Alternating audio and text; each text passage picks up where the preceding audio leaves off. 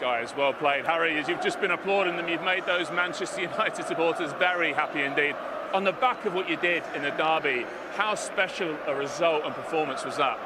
Yeah, definitely. It was absolutely massive. We know that, obviously, the first game, the derby, at Old Trafford, you always get up for them, and you know that one-off results can happen, so we had to back it up today, and we spoke about it before the game, coming to the league leaders who have been excellent this year, I must say, and they asked a lot of questions of you, and to come here to have the setback late on as well, and to go and get the winner was a magnificent performance. Yeah, Matthias, like Harry said, a setback late on, 2-2, looked all set up for Arsenal to push for the winner, but it was you that got it. What your most special moment in a United shirt so far?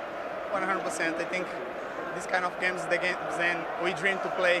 When I come to United, of course, like these the games that we watch on television and want to be part of that. And yeah, of course, I think this is one of the best moments for me here. Yeah, so like you say, it is a game you watch on television. You dream of scoring the winner in a game like this. What does it mean to do it? Everything is exactly what I try to feel when I come in these kind of games. Always they say it's to big players, and to be part of that, like have teammates like Harry, everyone here, the leaders, always teach me how is the feeling, and to be here in the pitch now and then help them to conquer this win is everything. Harry, what on earth has happened in the last 12, 14 days? Yeah, obviously Michael's come in, he's been brilliant with us, he's brought fresh energy, and the group's really galvanised, and obviously 2 tough games. Everyone probably thinks we come away with them, we're not many points, but to win both is magnificent. Obviously we've got a much bigger squad now as well. We've got the lads back from AFCON, and obviously got players like Matthias coming off the bench, who I'm sure he's not too happy sat on the bench the last couple of games. I know what he's like and he wants to play, but I must say he's made the difference in the 2 games. He's come on against City and changed the game, and today again he's made the difference for us, and it just shows the squad of players and the attacking talent that we have now that can come on and do that. Well, that's it, Matthias. I mean, if you're on the bench and you're not happy about it, you come on and do what you've done the last 2 weeks, right? Yeah, exactly what I took with Carrick now, but I know like the quality of the group. Everyone have the quality to play. Everyone wants to play, of course. But yeah, the important decision is help the team. Come here every single minute that you have is to give everything to help this team, to help the teammates. I think we did it well today also. Harry, could I just ask you one last question about your opponent today? You said they give you all sorts of different problems, but from the minute, certainly the minute you went 1-1, did you sense there was a nervous situation here, something you could exploit? Well, I thought the first 20 minutes they started really well. They put us on the back foot so much, but we watched the game we knew against Liverpool, and they did the same in the first half there. But after 20 minutes, I felt like we got a grip of the game, and we started being a little bit more brave on the ball. And when we started playing through the middle and we're playing finding passes through the lines, I felt like we could really open them up. And I think we was comfortable the second half. Obviously, their biggest threat was set plays. They managed to score one. Obviously, it was a scrappy goal to concede, something that we'll have to look at. But like I said, we have quality that we can hurt teams, and we've managed to do that today.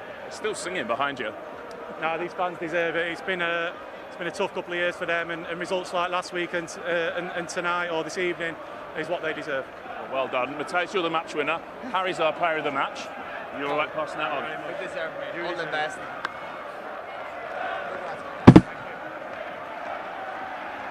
But yet again, lots of contenders for the player of the match in that Manchester United team, and Harry Maguire, what a renaissance from him as well. Back in the side last week after a 10-game absence, kept out Manchester City, and he's managed to help his team get over the line here against Arsenal as well. We will talk about the Gunners and the title challenge in just a second, but in terms of Manchester United, up to 4th place. Brilliant. But with courtesy of that tremendous goal from Matheus Cunha. But what does it actually do for United now? Well, obviously give them belief they're getting in that top 4. We said it might be a tough goal. This is a brilliant goal, by the way. Lovely little play by Bruno and Manu, and that strike. What a strike. And the players, look at Bruno here, does really well. Manu, nice little, this is give and go. As soon as it leaves his foot, my goodness, the keeper, who's obviously a very, very good goalkeeper. But they definitely played with a bit more freedom going forward. They came to win the game. They weren't sitting at the back. You think United towards the end there, we're thinking, listen, we'll take the draw 2-2. We'd still be sitting there going, great result for United. But to get that momentum and to score a brilliant goal like that from somebody off the bench, just like it did last week. Last week shows a good attitude, a good mindset. They'll be growing in confidence. And the attacking players certainly going forward, they are playing with a lot more freedom. What credit then goes to Michael Carrick? Because it does, in the last 2 weeks, look like a team transformed. Yeah, it does, obviously. And Harry makes a good point. A lot of their players are back now. There's a full group. They've got full weeks together. There's no other distractions. They can focus on the league form. And they're producing. But as we know, you win 1-2 games for Man United, fantastic. Particularly to beat City and to come to Arsenal where...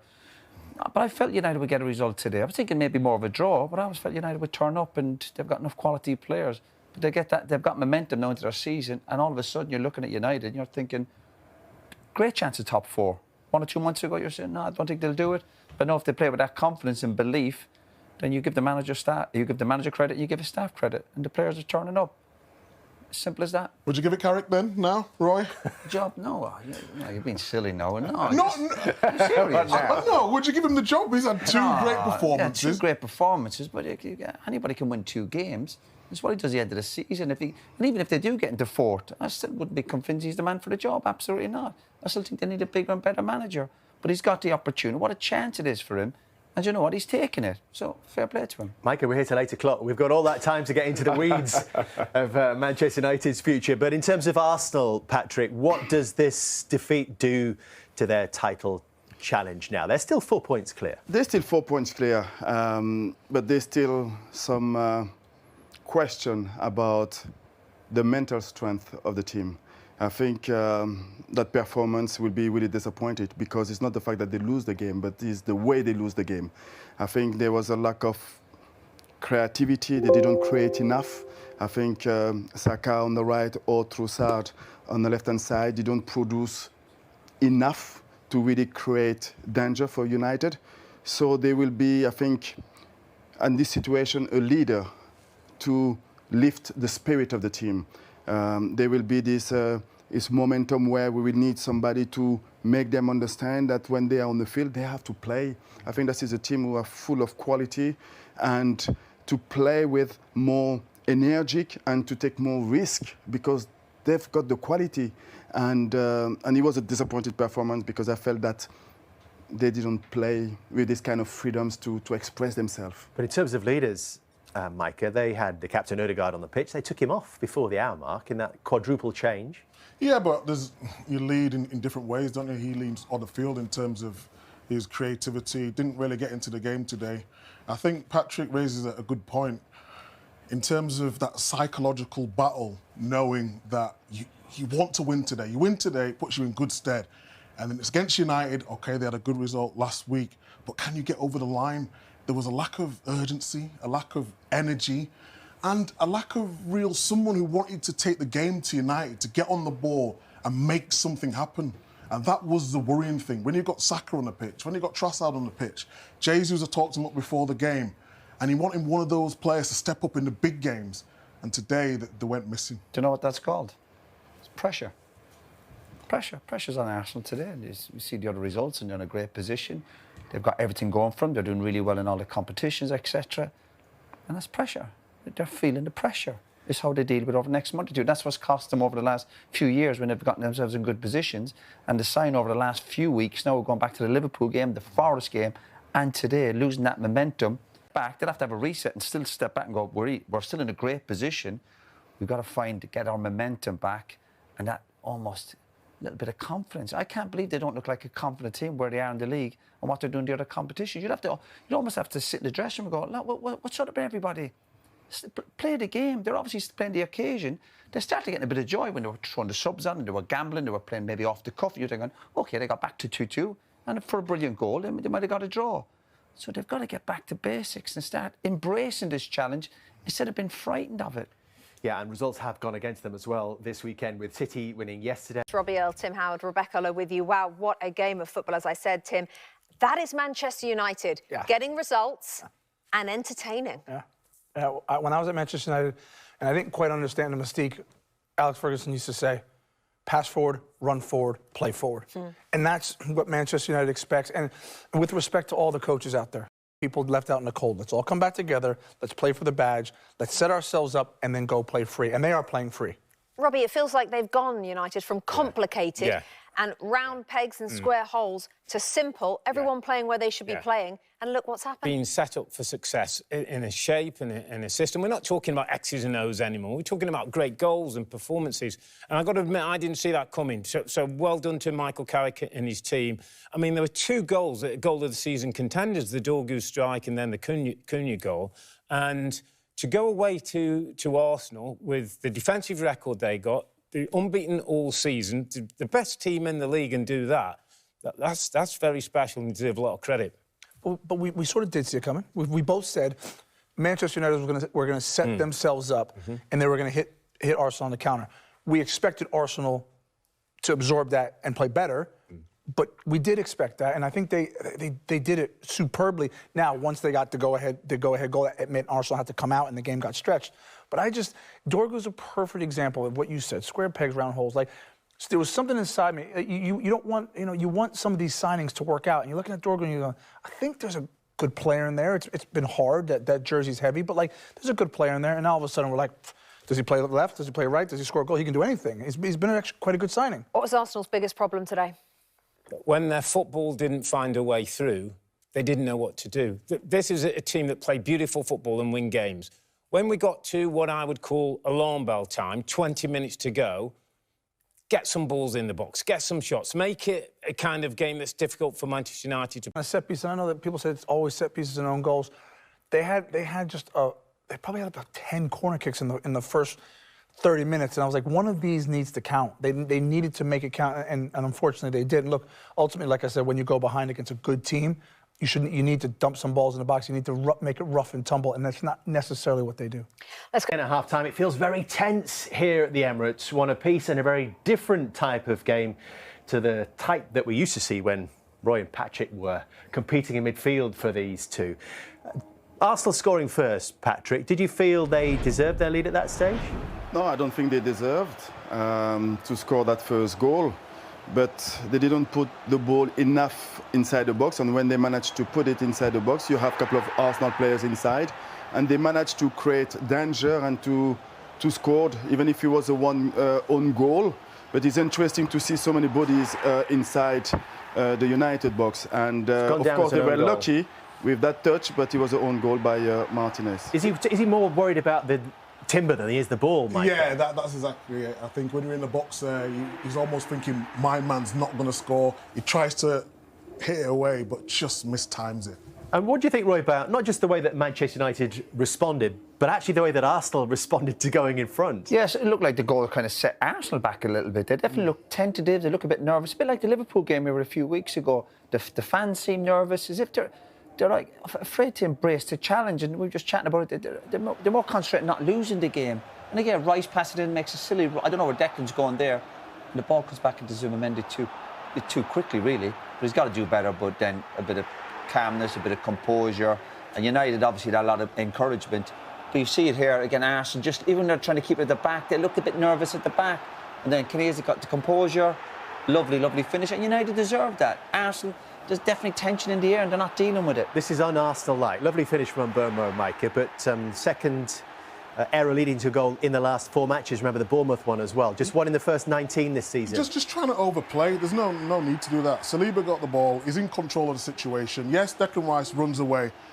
But don't take no chances. You're winning the game. Put the ball up front. Zubamendi, yes, it's his mistake. But the way he gave him to the ball, it was always difficult. He only had one place to go. Goes back to the keeper, misplaces it, and then get punished. Does it feel tense, Patrick? It feels tense. I think you can see that both teams losing the ball, they really try to get back 10 players plus the goalkeeper behind the ball. So the feeling is that there is no risk. There's too many passes going backwards and not forwards. Do you want them to be braver then? I will want them to be a little bit more brave, to take a little bit more risk, to play a little bit more forward and try to find those players between the line. When you look where Arsenal in the league, how they're doing in the other competitions, you're thinking that they'd be full of confidence. We saw the same against Forest last week, previously against Liverpool. They look tentative and they look very, very predictable going forward. So all square in the big one at the Emirates then. 1-1, plenty to get through. First blood Arsenal after an awful lot of Manchester United blocks prior to this, David, but a solid start. It was, and it looked quite a dominant start, because Arsenal were in possession. to be fair to Man United, they defended really well.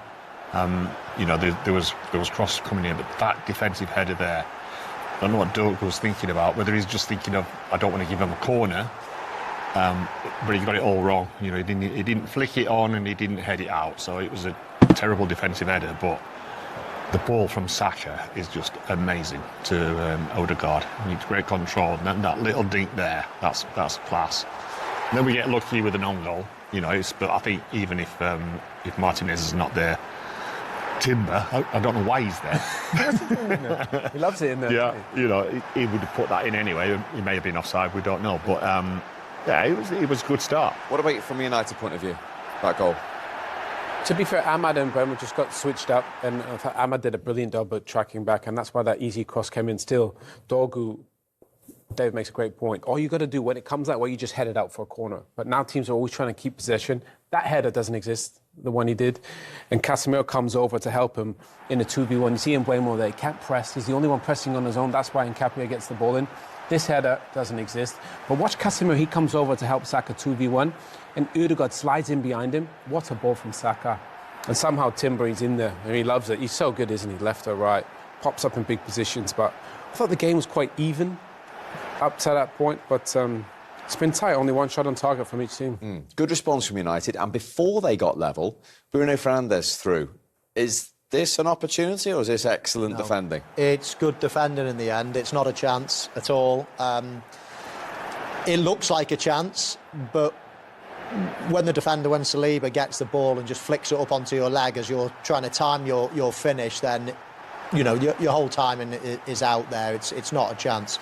And despite Bruno's protests, it was a goal kick as well. But this is the goal, Steve. Plenty wrong from Arsenal. OK, Zubimendi is going to get the blame, and deservedly so. He's almost got the picture in his head that I'm going to go back to the goalkeeper. But it's a horrible ball by Saliba. It's too hard and it's bouncing. He can go out wide. He can play it into Declan Rice. Chooses not to. Saliba then bounces a fast-ish ball to him. But a lovely finish. You know what? When this lad's in front of a goal, I never, ever doubt that he's going to score. I think he's a real good finisher. Calm, calculated, opens his body up as if he's going to slot it down, so sends the goalkeeper one way and then does it quick, you know, in onto his right foot, finishes straight away. Gets a little touch on it as well, the goalkeeper, but really confident finish, and United back in it. Yeah, the goalkeeper, of course, he played with at Brentford, teammates. Uncharacteristic from Arsenal. But yeah, very. You know, like what Michael says, you know, the ball in from Saliba is what causes everything. You know, it's a bad ball in, Zubimendi's off balance and he tries to knock it back to Raya. And it doesn't get there, obviously. You know, you watch this, like you say, it's a bounce with pace. You know, I don't know why he's even going for a 1-2 there. But you know what, also, I would say the pressing from United, like they did against City, and Mbeumo initially, and then Bruno, they put Zubimendi and Saliba off. They are bad balls, but it's only because they press. And I think that's what makes the difference. Come along to a huge Sunday Premier League Live. Looking forward to watching all of that with me, Michael Owen, David Seaman and Owen Hargreaves. Great to see you all. What a big day and what an opportunity for Arsenal, again, to go 7 clear. Yeah, massive opportunity. You know, and I'm fully confident as well, as much as how good Man United were against City. I've just got a different feeling about this Arsenal team this season. And in United's case, Michael Carrick has said it's been a completely different feeling in training this week. We're all waiting to see whether that's a one-off or whether it can be a foundation today to go and get a result again. Yeah, I mean, I don't think you could have dreamed of a better start for Michael Carrick and the team. Just thought they were exceptional. You know, it was a bit of a throwback defensively, out of possession, and they posed a threat on the counter-attack. I do think the games being so similar in terms of Man City and Arsenal, the two best teams in the division, tactically will probably be the exact same, have less of the ball, defend well, and try and hit Arsenal on the counter. So just be interesting to see if Michael changes anything personnel. But amazing. To have a week prep for this game is a big plus for Man United. Yeah, every United fan enjoyed that performance. Just over 30% possession, but as Owen says, tactically, that worked a treat, didn't it? But it didn't feel like that, did it? No. When we were watching it, it didn't feel like they were only 30%. They were dominant throughout. And do you know what? I thought 2-0 flattered Manchester City. It could have been 3-4 or even 5. They were so good. They looked secure at the back. They broke with pace. They were clinical. I mean, they scored 3 goals that were disallowed, that were real tight offside calls. They hit the crossbar, they hit the post. I mean, they were absolutely outstanding. They had a lot of pace in their attacks. It was a very, very good performance, and I just think that, as Owen says, just to add to that, this is, I mean, you never want to play Arsenal because they're probably the best team in the country at the moment, but it is a team that might suit Manchester United. You know, on the break, I think they're lethal, they're deadly, and that's as good as performance I've seen from Manchester United for a decade or something like that. They were that good. Yes, it's a different kettle of fish. Yes, Arsenal are brilliant, but from Arsenal's point of view, it's the last time, you know, it's the worst time possible to face Manchester United. On the back of a derby win, new manager, loads of confidence, a week to prepare. It's not a great time to be playing them, but it's Arsenal, and they're a solid team, of course. But in that team meeting and preparation, it's completely different to what it would have been 2 weeks ago facing Manchester United. Yeah, it definitely is, but I'm struggling to find like Man United being so good in that one game. You know, when you look at the previous performances that they put in, okay, a new manager coming in, you do get that bounce, but I'm not as excited about Man United as you lot are. I would be extremely disappointed Obviously. if you were, Dave. I would think something was wrong. You know, so for me, it's all about how Arsenal play. Yeah, and you're basing that on the Emirates because they've won 14 of 16 games there in all competitions. Yeah, you know, and they've looked. Well, they're dominant. They're dominant in most of the games, you know, and then when you see the bench as well, sometimes you look at the bench and you're thinking, well, why isn't he playing? Because he's better than the guy that's actually playing. You know, that's how good they are, and that's what sort of strength in depth they've got. So for me, it's going back to Arsene Wenger days when all we used to concentrate on was us. We never used to look at the opposition. It was just about how we play, and I think we're getting close to that. Any concern the last couple of league games they haven't scored? No, a little bit, but in between that, we've scored a lot of goals. You know, in a couple of cup games and that, and Champions League as well. But no, I just, you know, still not sure as to who will be starting up front, whether it'll be Gyökeres or Jesus. Gyökeres got a nice goal in the midweek, but Jesus is on fire again. So, good choice, good options. Can United get at Arsenal in this system where they break? I think they could, and it'd be interesting if Michael does anything personnel-wise a bit differently. You look at the way Man United dealt with Erling Haaland, who's by far the best striker in the league, kept him super quiet. So I think it'd be interesting to see how, you know, depending on who plays up front. You know, I think if Gyökeres plays, I don't see him troubling Man United as such. And I do think with United, they'll sit. I think possession-wise, you watch at the end of the game, it would be 30-odd%, maybe 35-40. That means they're going to be a little bit deeper. They'll protect the back line and then they'll hit. And I think with Ahmad and Mbeumo and Bruno playing as a 10, finally Bruno back to his best position. Kobe in there. Kobe's not played for a year, come back in and looked like the real Kobe. So I think there's people in positions where they can hurt Arsenal. But obviously Arsenal are just the most complete team I've seen for a very long time. And I don't see a weakness in them. And the greatest compliment you can make to any team is they don't have a weakness. But United, I think, they could counter them. I do believe it's possible. I see Arsenal strong. I think the reason why Manchester United are looking like a really good counter-attacking side is not only the pace that they've got up front, which we saw to great and devastating effect against Manchester City, but it actually suits their defence more than anything. I mean, in Harry Maguire, in Martinez, you've got two of the better centre-halves in the country when you're just defending on the edge of your box. In terms of throwing your body and you know, into a block, let's say, of a shot, tackling, heading the ball out, clearances, they're absolute brilliant at that. It's when they're playing high lines and all of a sudden they've got problems in behind, they've got space in behind, that's when it can be a problem for Manchester United. So it's a double-edged sword here, or it's a two-pronged reason why they're better at counter-attacks. One is they've got so much pace at that end of the pitch now, but two, it doesn't half play into the strengths of their defenders. OK. What he said this week, that doesn't count for anything, but it certainly enjoyed it at the time and might just give him a little bit more self-belief. Oh, and he was supposed to be sitting with us today watching this game. It's an incredible story, isn't he? Now he's leading them at the Emirates. What about the way he's seamlessly gone in there? Not just the result against City, but just the way Michael's conducted himself. Well, he's just a class act. He was as a player and he is as a teammate, as a friend. And I think the players now, this generation, we had managers that kind of shouted at you, told you what to do, and you just listened. Whereas I think Carrick is more of the type, I think he'll have a relationship with the players and he'll say, look, He's not going to shout. He's going to say, next time do that, next time do that. And because he was such a smart player, a bit like Mikel, you know, it's really interesting. You look at most of the top managers in the world now all played the same position, defensive midfield. Carrick, Arteta, Simeone, Pep, Xavi. You could go through the whole world. Xabi Alonso. What you didn't say? I was just about to say. Get me out of here. No, but I think that those thinking types of players are why they're good coaches, because they're in front of the back four. They link into the midfield. They set up the attacker. So I can understand why it's an important position. And I think Karras is just...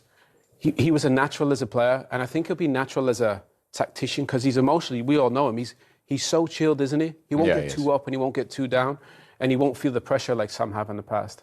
Yeah, and he's faced some big names in his limited top flight appearances as a manager, and he hasn't lost to any of them, and they include Pep Guardiola, Mikel Arteta, Unai Emery, and Thomas Tuchel. That was Emery, of course, in the Champions League against Villarreal. So what a record that is going into his fifth game today. Now, Joshua Zirkzee and Matthias de Ligt are the only two players unavailable to Michael Carrick. I bet you Ruben Amorim's looking on from a distance after his long list of 12 at one point. So he has some nice and difficult decisions to make in one today. So we've given you both the iPad to try and tell us what you feel his best 11 is from available at the moment. From available at the minute. So what we've got here, Steve, is the team that started against Manchester City the other day. And me and Owen have been debating in the background as to what we think is their best 11. Believe it or not, we nearly agree for the first time in history. What is going on in the world? But nearly, not quite. So we both agree that this is the one change, that Dorgu would come out and that Cunha should go in. So there's our starting 11 that we agree with. Now, that is fixed now in the positions that I believe Michael Carrick should be playing. I think that is Manchester United's best team. Owen disagrees slightly. He would chop and change some of the attacking positions around. But the reason I think this is Cunha off the left. I think he's quite deceptively quick. And I also think he's excellent at striking the ball from outside the box. He can score goals from outside the box. I think Bruno Fernandes in the middle is just a given. He was outstanding against Manchester City. And Mbeumo, I think he's better at finishing in and around the box than any of the others. More close-range finishers, let's say. So I would mix it up in that way, and I think that's the strongest. Owen, you've just got a little alteration that you would make. Yeah, I mean, it's harsh on Dorgu because he's actually been great when he's played there. But again, football's about getting your best players out there and getting more of them. Cunha was on the bench for that first game against City. I think Cunha has to play. I wouldn't play him off the left as such. I think he's good there. I would play Ahmad on the left. It's a two-pronged thing because I want a left footer on the left to cross it as well, but also to help with Saka. I think Saka, with Ahmad being a little bit younger, a little bit more explosive, I think he could help double up with Luke Shaw. Obviously, I'd have Mbeumo on the right-hand side, and I'd play Cunha almost as a false nine, because I do think you could argue Arsenal's most important player this season. People talk about Declan and Saka. It's probably been Zubimendi. Nobody's played more minutes than Zubimendi, only Raya. So the most minutes from an outfield player is Zubimendi. So I think Cunha dropping in on him could take that away. Let the centre-backs have the ball. And I do think Cunha's very smart, and he's a good finisher, so get him in and around the box. And I do think that setup there, Mbeumo in his natural position, Ahmad crossing the ball, Bruno as a 10, Kobe and Casemiro, I like, and then Cunha as a 10. And if you need to tweak it, look, all these guys can play up there in a 3. But I just think for today, and plus, you got the two best centre-backs in the league, Gabriel and Saliba. A big man, nobody's going to trouble them. We've seen that. So somebody like Cunha that's going to drop off and kind of stay away from them, maybe make little runs, I think probably could hurt them more than, say, a big centre-forward like Šeško. See, one discussion has stopped. The goalkeeper at Manchester United. Neither of them are even debating that. Have you liked what you've seen from Senna Lamens? Yeah, yes, I have, definitely. He's a calming influence, and he's more consistent than what's gone before, which is not hard to beat, I should say. But he's a solid goalkeeper, and that's exactly what they needed. Before that, they had goalkeepers that were going in and making mistakes. They were making shots look brilliant or saves look great that weren't really hard saves. And that always worries me as a goalkeeper. But this guy's He looks solid. He does. And the one other common theme is there's a £73 million centre forward who isn't even being discussed here. Is that an issue moving forward in the short term here, the way Michael wants to play? What, Šeško? No, I don't think it's an issue at all. I think the Well, reason doesn't fit in, I mean. No, but the reason Marcus Rashford is probably in Barcelona is probably because he should have never been carrying the burden as a young man for a massive football club like Man United. How many people have done that? Højlund's the same. Gone to Napoli, scores a ton of goals. Šeško shouldn't have to carry the load for Man United at 22 years old. He's too young. Learn your trade, learn your craft, what it is to play for a top team. I think watching it from the outside right now will be the best thing for him. And I think whether it's Mbeumo or Cunha who plays up front, they'll pose more of a threat. That's one point. But what about if and when he is ready, the type of player he is, into that way of playing?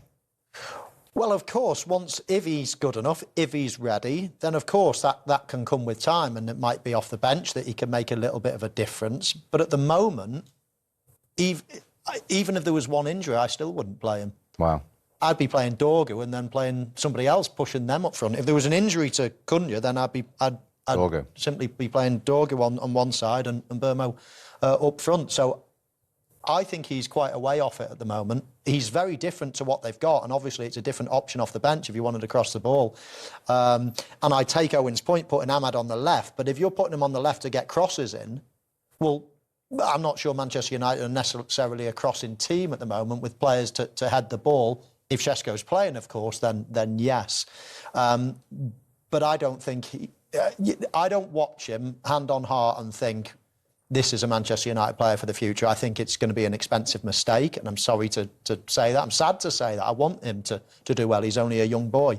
But at the moment, he looks like a bit part player rather than a starter. When you watch Manchester United the other day and their pace all over the place, direct, positive way, I just thought, that's Manchester United. That's the future of Manchester United. And I think that future is without him in the starting 11 as things stand.